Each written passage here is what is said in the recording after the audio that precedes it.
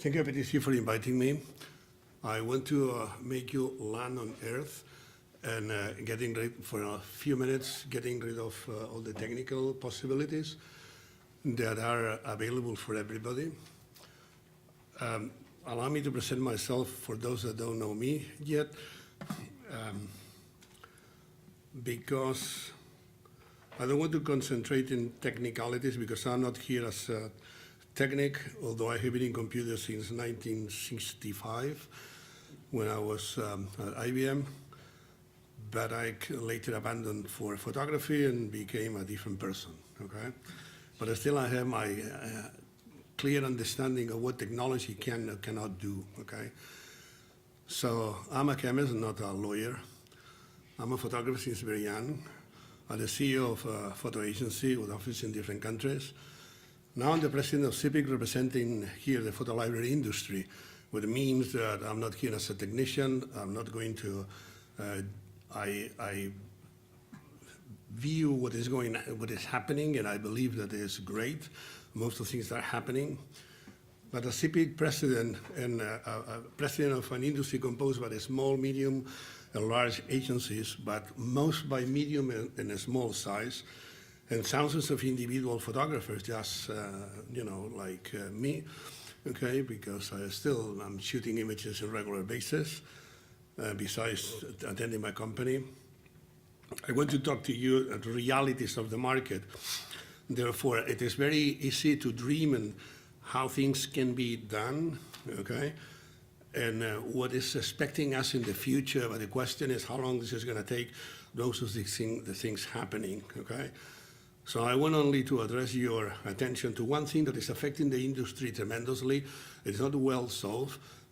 You know, I am actually working at Brussels at many levels to try to resolve this hot linking or the framing, as is more popularly being said, which is term used in the internet referring to a practice that is killing the industry of displaying an image on a website by linking the same image to another website.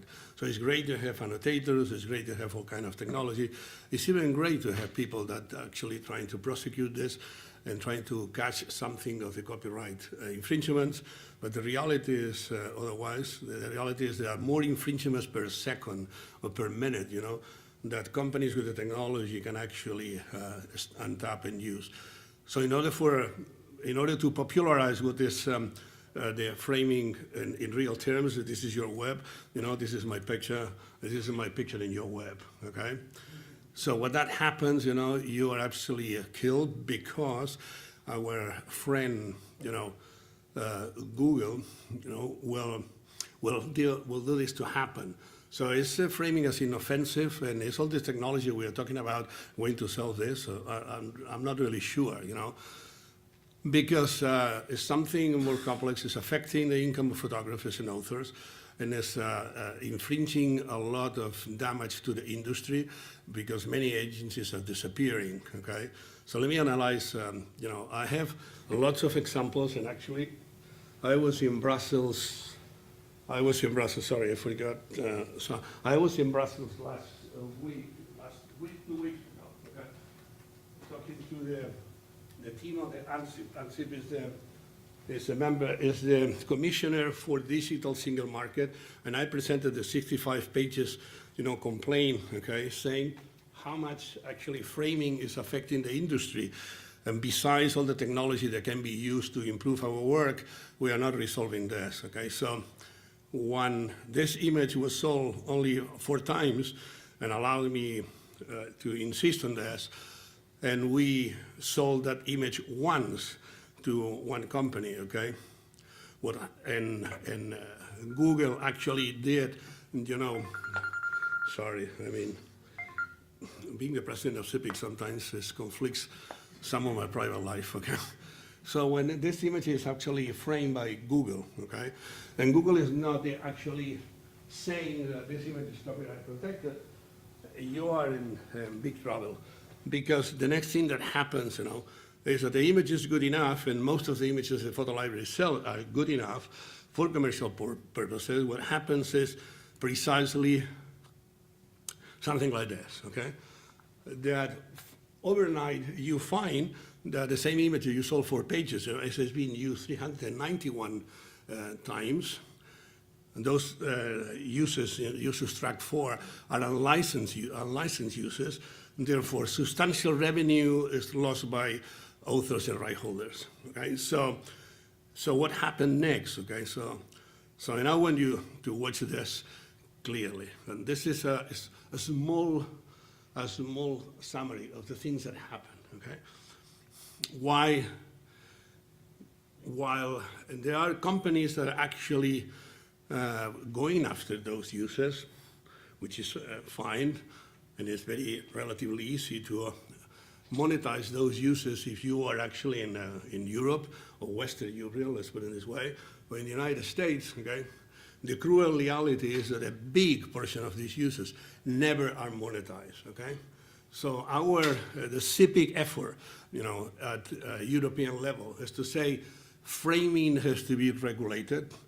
Otherwise, stock photography as we know it will be dead.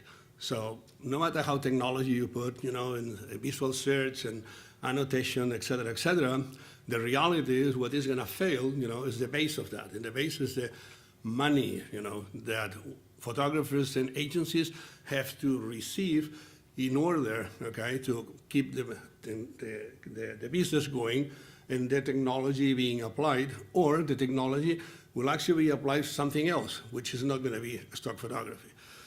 And as the president of CIPIC here, representing agencies and authors, my concern is not how the technology is going to be used, is how much money the agencies that we are representing are going to make. So I don't want to be long in all this, because here I actually am for complaining. Right? The future, as I have been invited to say, is visual. It's a visual technology, because internet is a visual application. Visual technology is used, among other things, to capture unlicensed users and monetize some, but sadly, not all of them. We cannot monetize all the stealing that is happening every single minute.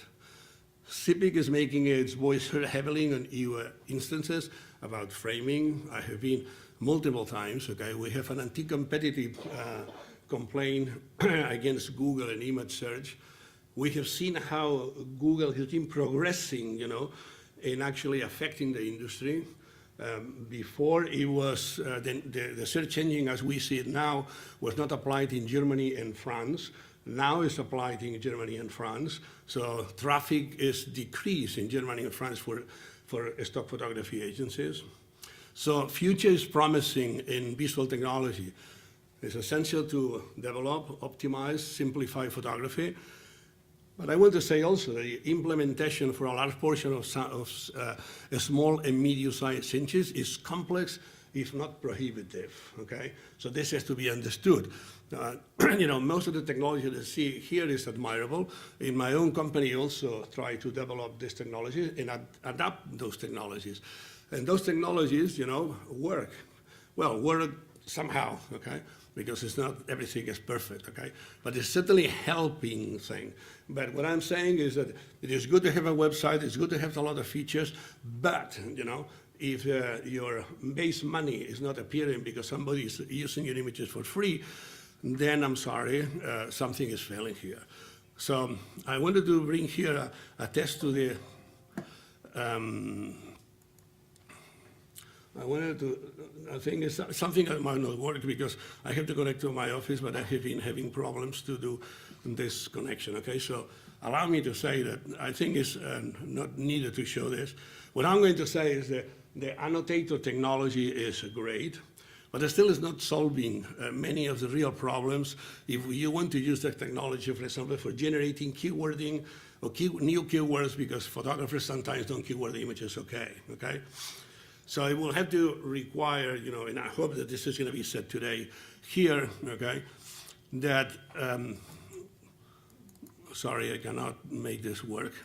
I wanted to show you an example of how we compare 5 annotators, very well-known annotators, okay, anonymously, obviously. I'm not going to say which ones are going better, which ones are doing well, and which ones are not doing well.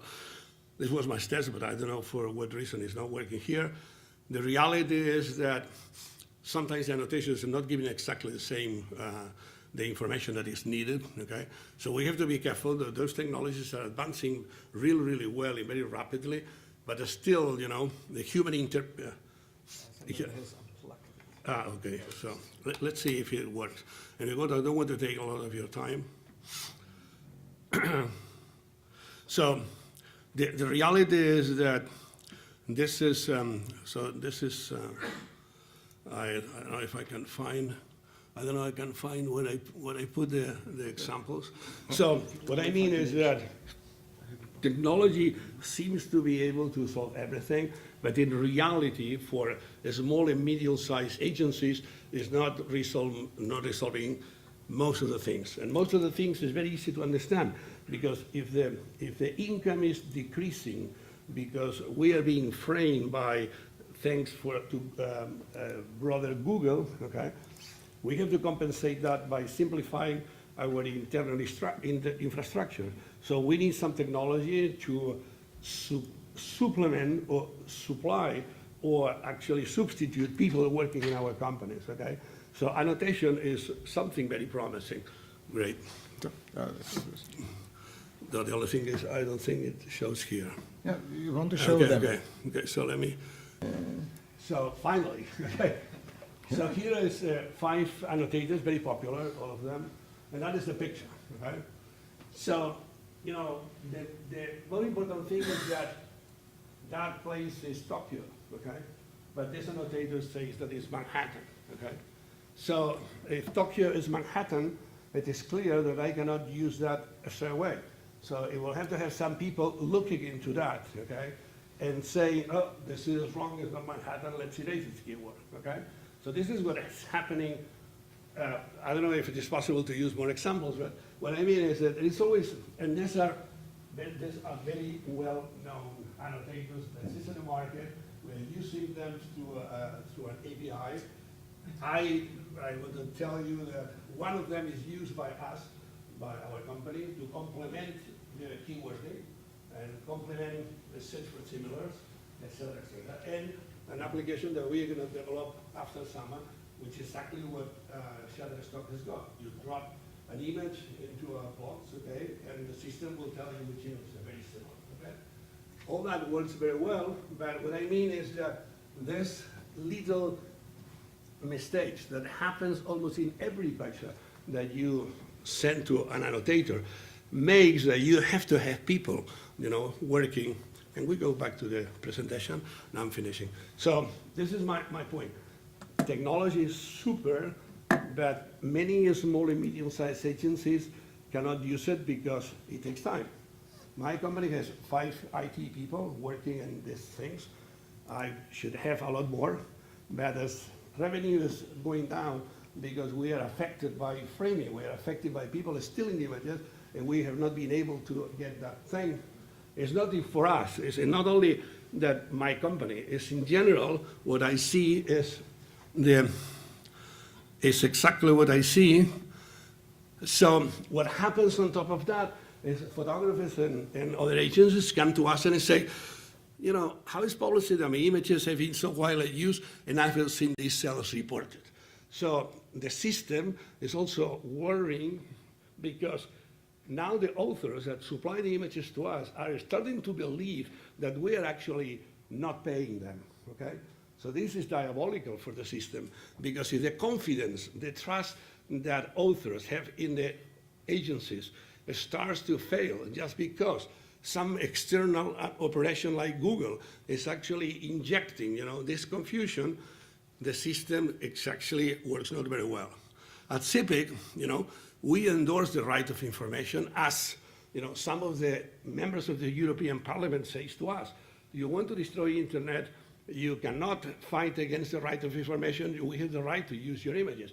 Well, do we have the right to use your images without asking and without no compensation? It is not balanced, okay? So we have to solve that. All this is killing professional photography as we know it. Authors can live out of images they produce, okay? So photographers have to understand that at one point there has to be some kind of collective collection of money, so the platforms should pay, you know, to collective society some money, and that money will be being distributed, you know, among authors and photolibraries, okay? So this is one of the solutions that CIPIC and other groups, okay, the music associations, et cetera, are trying to present to the UE. So I want to say that if no solution will be found soon, photographers will be condemned to the wages of hunger, okay?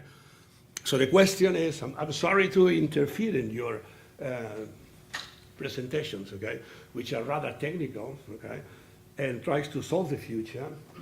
As a computer guy, I agree with all of you that we need these developments, but as also a businessman, we have to say technology will not work if there is nothing where to apply it, okay?